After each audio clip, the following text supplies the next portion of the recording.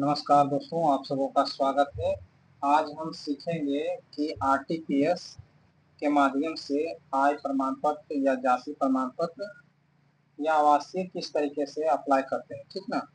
तो आज हम उन पहलुओं पर भी बात करेंगे जिसके कारण हमारा सर्टिफिकेट जो है रिजेक्ट हो जाता है। तो सबसे पहले हम गूगल क्रोम खोलेंगे और उसमें लिखेंगे आरटीपीएस।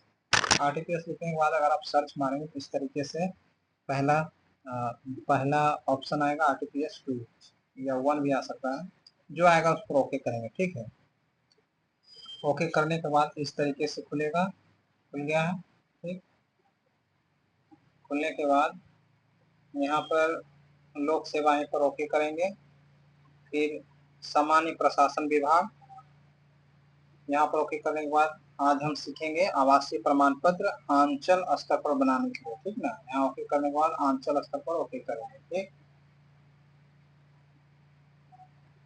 इस तरीके से खुल के आएगा निवास प्रमाण पत्र आवेदन, ठीक ना, राजस्व अधिकारी स्तर से। तो जब हम शुरू में स्टार्ट करेंगे तो यहाँ पर अगर आप मेल है तो मेल या फीमेल है तो फीमेल, ठीक है, या तृतीय जेंडर है तो थर्ड जेंडर, ठीक है।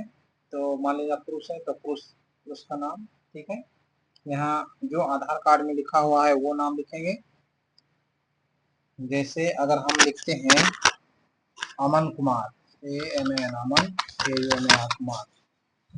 अमन लिखने के बाद जैसे ही आप स्पेस मारते हैं तो ऑटोमेटिक यहाँ पर हिंदी में ट्रांसलेट हो जाता है, ठीक है। जो नाम लिखेंगे आधार कार्ड के अनुसार लिखेंगे, आधार कार्ड में जैसा स्पेलिंग है उसी तरीके से लिखेंगे, ठीक ना। फिर यहाँ नीचे का जो ऑप्शन है इसमें है फादर नेम, तो फादर नेम में ओके करेंगे, फादर नेम लिखेंगे। फिर मदर नेम लिखेंगे, ठीक है। इंग्लिश जो भी हम लिखेंगे वो हम हिंदी में भी मिला लेंगे, ठीक है। इस तरीके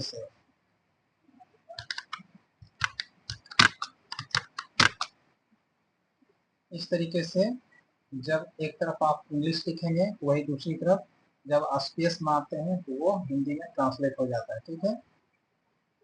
यहाँ पर आपका मोबाइल नंबर मांगेगा। आपके पास अभी फिलहाल में जो मोबाइल नंबर मौजूद है उसी मोबाइल नंबर को देना है, ठीक है। ये ऐसा नहीं कि आधार में जो लिंक है वही वाला मोबाइल देना इम्पोर्टेंट है, ऐसा कोई बात नहीं है।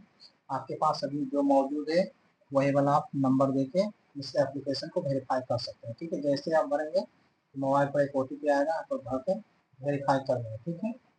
यहाँ आप बिहार चुनेंगे। बिहार के बाद आप किस जिले से हैं जिले चुनेंगे। जिले के बाद अनुमंडल चुनेंगे। अनुमंडल के बाद जिस भी ब्लॉक में आए ब्लॉक चुनना है, ठीक है। यहाँ वार्ड नंबर लिखनी है। यहाँ पर पंचायत चुननी है, ठीक ना। अगर आप गांव में रहते हैं तो पंचायत चुनेंगे। अगर आप शहर में रहते हैं या म्यूनसिपाली में रहते हैं तो आप आपका म्यूनसिपाली चुनेंगे, ठीक है। यहाँ नाम चुनेंगे। और गांव में रहते हैं तो पंचायत चुनेंगे, ठीक ना। गांव में रहते हैं तो पंचायत चुनना है। नगर में नगर परिषद में रहते हैं नगर परिषद। तो अभी हम बता रहे हैं, हो गया सर। नगर पंचायत में आते हैं तो नगर परिषद में आते हैं तो नगर परिषद, नहीं तो आप ग्राम पंचायत में आते हैं ग्राम पंचायत, ठीक है। ग्राम पंचायत में इस तरह का ऑप्शन आएगा, उसको चुन लेना है, ठीक है। यहाँ पर गांव का नाम भरना है। यहाँ पर पोस्ट ऑफिस भरनी है। यहाँ आप जिस जिले में आते हैं जिला भरना है। उसके बाद आप पिन कोड भरेंगे, ठीक है। यहाँ पर आप फोटो अपलोड करेंगे। फोटो के ऊपर साइन होनी चाहिए, ठीक है। साइन कैसी होनी चाहिए, इस तरीके से, इस तरीके से, ठीक, इस तरीके से, इस तरीके से साइन होनी चाहिए, ठीक है। नहीं तो आपका फॉर्म रिजेक्ट हो जाएगा, ठीक। यहाँ पर आधार नंबर भरना इम्पोर्टेंट नहीं है, ठीक ना। यहाँ ना ही भरे तो ही ठीक है, क्योंकि अगर आप यहाँ आधार नंबर भरते हैं तो आपके आधार का जो नंबर मोबाइल नंबर से लिंक है उस नंबर पर OTP जाएगा और आपको उस OTP को सबमिट करना पड़ेगा। ऐसे अगर आप बिना आधार कार्ड दिए हुए भी इस फॉर्म को सबमिट कर सकते हैं, तो मैं चाहता हूं कि आप बिना आधार वेरीफाई किए ही आप फॉर्म को भर सकते हैं। और आधार को आप फॉर्म में अटैच करेंगे। ठीक है, यहाँ फोटो चुनेंगे, यहाँ आधार नंबर छोड़ देंगे। ठीक है, यहाँ भरेंगे अस्थाई।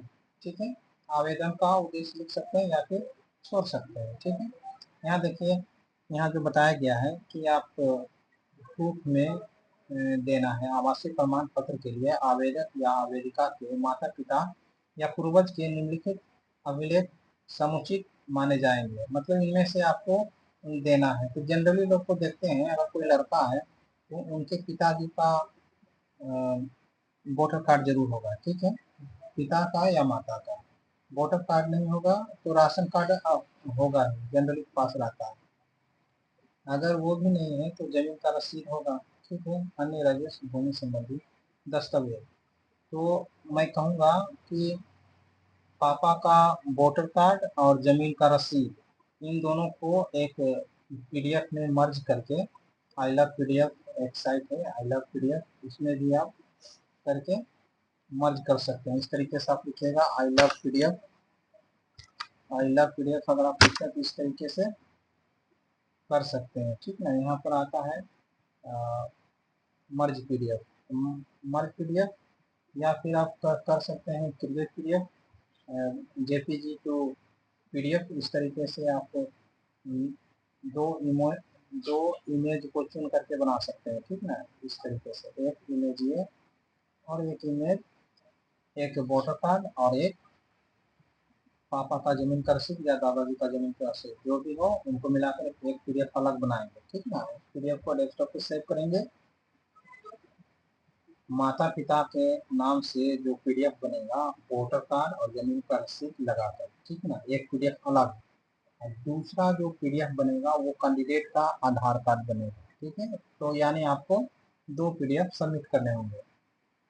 ठीक है, पहला ऑप्शन जब यहाँ से आप सबमिट करेंगे, कैप्चर भरकर सबमिट जब प्रोसेड करेंगे, तो पहला ऑप्शन जो आएगा उसमें आपको चुनना पड़ेगा कैंडिडेट के लिए आधार कार्ड। ठीक है, दूसरा ऑप्शन जो आएगा उसमें ये दिया हुआ रहेगा राजस्व अभिलेख भूमि संबंधी दस्तावेज। इस दस्तावेज में पिता का आधार कार्ड नहीं है तो ऐसे जनरली आप पिता का वोटर कार्ड और जमीन का रसीद, इन दोनों को पीडीएफ मिला के एक ही फाइल में दो पेज हो जाएगा। एक हो जाएगा वोटर कार्ड और एक हो जाएगा जमीन का रसीद। वो जो फाइल जो बनेगा राजस्व अभिलेख भूमि संबंधी दस्तावेज के ऑप्शन में अपलोड करनी है। ठीक है, अपलोड करने के बाद आप जब आप सबमिट करेंगे, फाइनल सबमिट जब आप करेंगे तो नाम मिला लेंगे। ठीक है, नाम पापा का नाम सब मिला लेंगे। स्पेलिंग वगैरह चेक करने के बाद आप सबमिट करेंगे। ठीक है, सबमिट करने के बाद एक रिसीविंग निकलेगा, उस रिसीविंग को आपको एक्सपोर्ट टू पीडीएफ या स्क्रीनशॉट लेकर रख लेंगे भविष्य के लिए। ठीक है, मुझे आशा है कि ये वीडियो आपको बहुत ही लाभकारी लगा होगा। अगर किस तरीके का अगर आपको प्रॉब्लम आ रही है तो आप कमेंट्स के माध्यम से बताएं, मैं इस पर अभी वीडियो बनाऊंगा। ठीक है, थैंक यू।